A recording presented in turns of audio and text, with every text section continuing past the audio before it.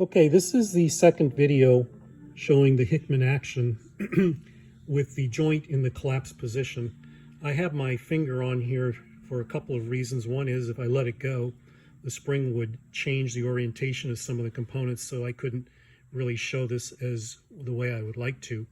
But in this particular video, you can see that the upper screw has done its job in kicking out and collapsing the knee joint.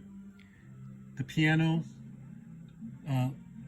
key and the shank have been driven by the driven member to go ahead and strike the string. And the lower, this lower screw actually stops the driven member from going beyond a certain point. That screw head actually abuts a piece, I'll call it a stop bar that goes the entire length of the piano, so it affects all the keys uniformly, and that then stops the forward motion or the inertia of this driven member that my finger is actually on. So that's really the two different stages of the Hickman Action, showing the position of uncollapsed, and in this case a fully collapsed driven member.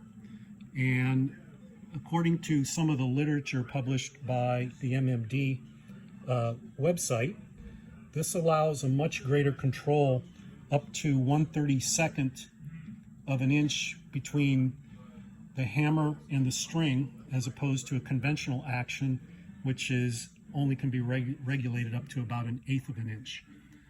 It also has a reduced number of pin joints and a reduced number of screws and a reduced number of pieces in the entire action.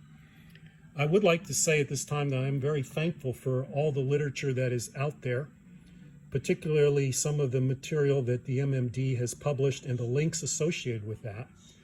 I will show you just a cross-section of the action that is on some of the material that is out there. You can clearly see some of the components.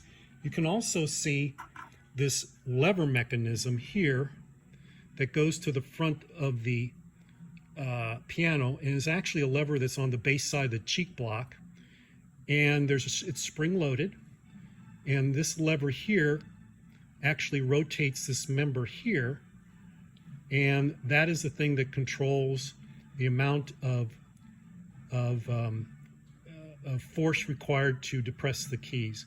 It is actually aligned with felt, and so it's a very clever and ingenious way to be able to vary the force necessary to play each key, but is also, I believe, part of what allows an assistance of allowing this whole action to come back to the rest position.